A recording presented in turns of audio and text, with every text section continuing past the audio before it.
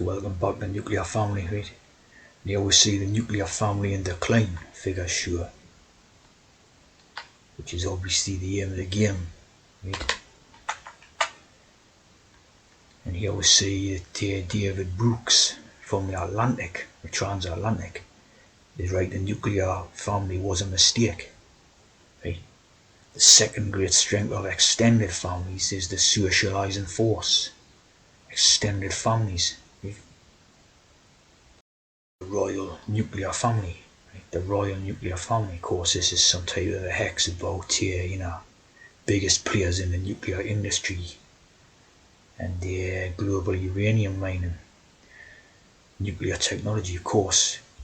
Remember that Uranus was castrated, right? Had his testicles cut off, and the reactors is like the creator, right? The creator. The definition of a nuclear family, the most basic and universal form of social organization, right? And then we have a lot of hexes about the royal family and nuclear attack, etc., right? Which is all hex basically. But an interesting thing about this is the nuclear, to clear the way, right? To clear the way for the new man or the new race to come, right? So clearing the way, totally unclear. Going nuclear and unclear. So it's all hex. Of course, you always see Freemasonry all in the family. Freemasonry in the British Empire. Interrelated families. Jacobs. 2-3.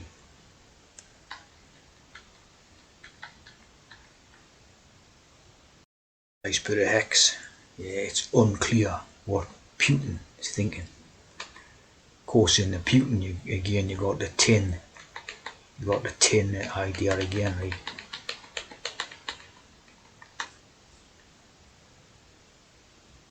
Here's the alchemy table from the Royal Society of Chemistry. One of the 7 metals of alchemy with gold, silver, mercury, copper, lead, iron and tin. Obviously they like the mercury one. The copper like the cough. The lead like the dog lead. Iron like the Fe. And the tin, they like all these symbols basically.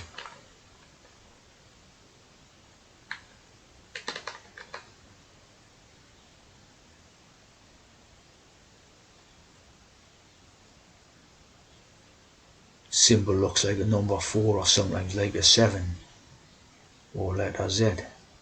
Crossed with alchemical line, of course. Same codes again, right?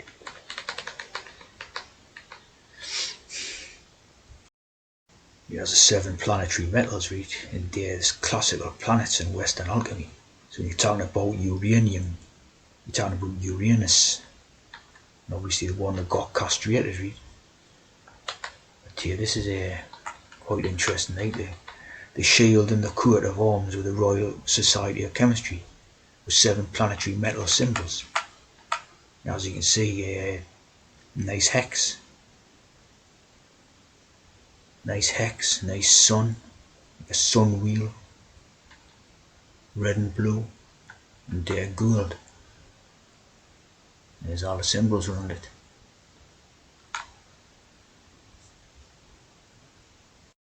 You always see that lead had always been associated with the sun, moon and Saturn. Tested in the 7th century and stabilised by the 15th, so that's a nice bit of 7 and 6. Bit of 7 and 6. Mars about iron. So I was coated with this type of stuff, right? Tin corresponding with Jupiter.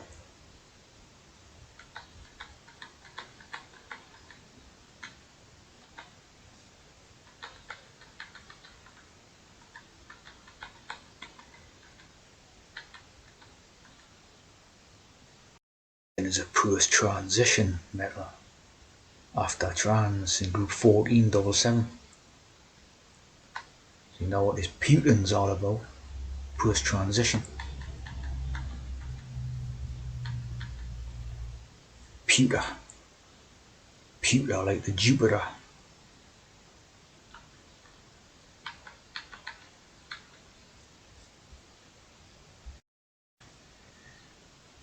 Jupiter.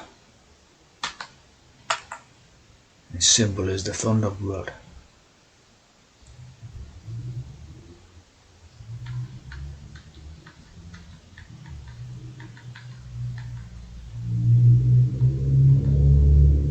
King of planets.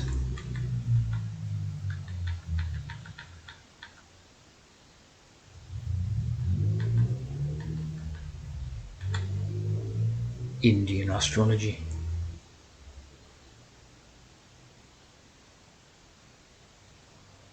Six disciplines of Hinduism. The great teacher. The great tea drinker.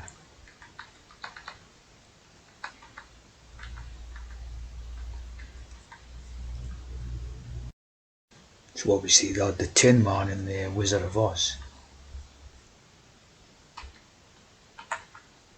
The Tin Man. Nick Chopper. So he had his chopper nicked off in the Tin Woodman.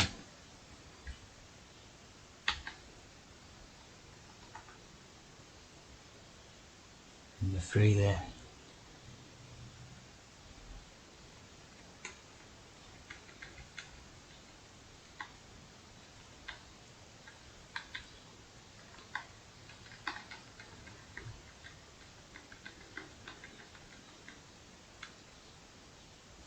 The Emerald.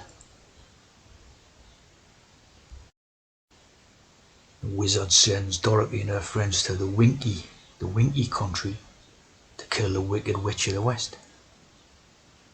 So a lot of threes as well there, like. And winged monkeys. And winged monkeys. And anytime you see the wings, you're talking about a trans. The trans metaphor for trans, basically, anytime you see the wings. And these are jungle monkeys with bird-like feathered wings. It's an interesting code in that.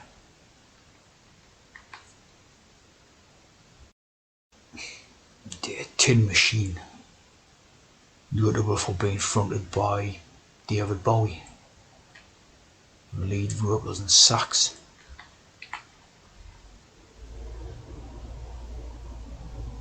Yet to come out.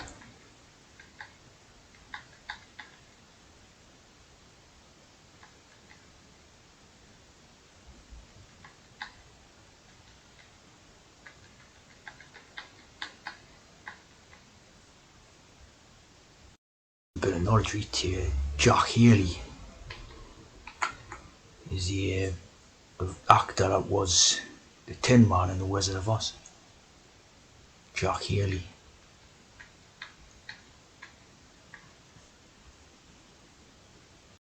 You got the Jack Stephen. Right, the Jack Stephen that was obviously this one, some people say it was Bowie, others not. I'm not entirely sure if it, definitely could be, like. It was definitely sort of a hex thing, wasn't it?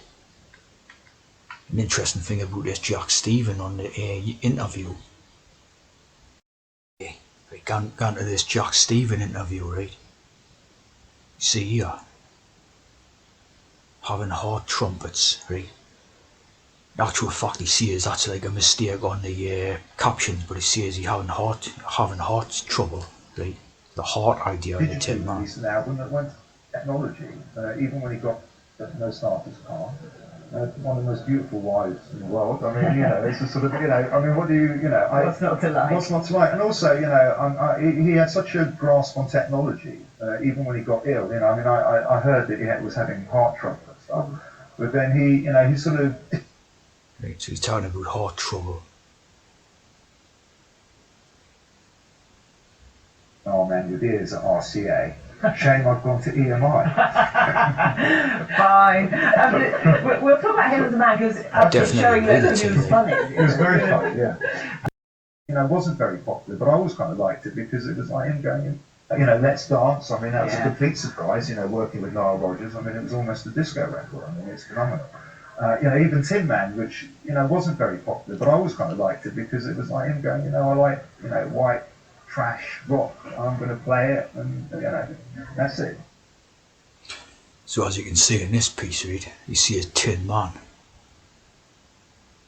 The Tin Man, and obviously the name of the group was Tin Machine, right?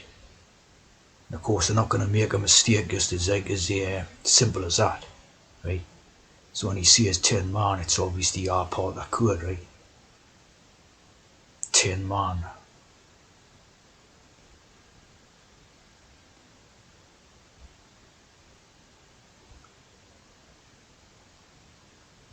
Rodgers. I mean, it was almost a disco record. I mean, it's phenomenal. You know, even Tin Man, which So they're not going to, you know, he's obviously going to be well acquainted with David Bowie's works and that, even if he's like a record producer bloke or whatever, you know what I mean? So to make that mistake, Tin Man, no chance. So that's code, right? It's code for their own stuff.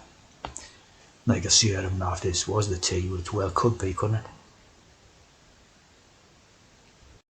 Just put in Uranus and tin, right? And apparently Uranus has got a blue tint. A blue tint. And if you look at Uranus, it's basically one letter away from Saturn, right? Stick a T in there and you've got Saturn, right? And obviously in the story, the mythology story, right? There's the blue tint. It's the seventh planet from the sun, apparently, right? But obviously in the mythology story, Uranus, I got Ouroboros thing in it, Uranus, right? But obviously in the mythology story, I was seeing there, like, the Uranus gets castrated, right, by Kronos or Saturn. So it's all the same type of thing.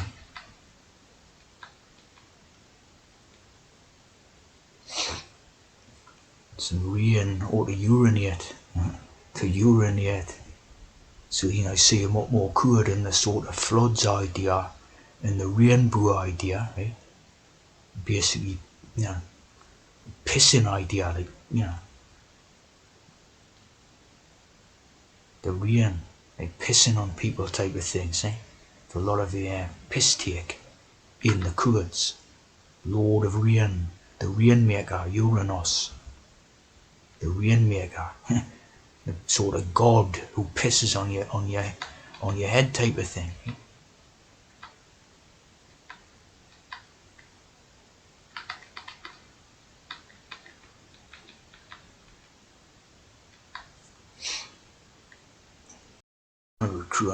Cronus, which is Saturn, castrated Uranus, which is, like I say, 1T away from Saturn,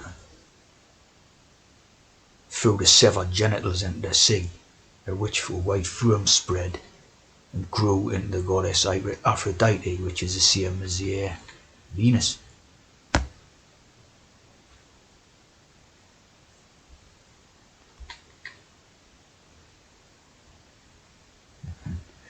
Big set of shoulders on it, like, honey.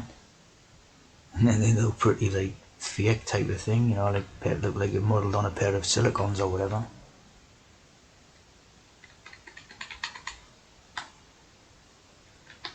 And that's Venus. The trans.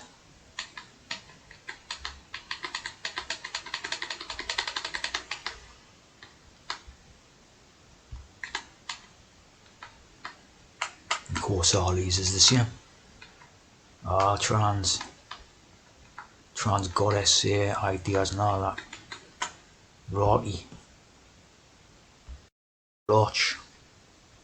And the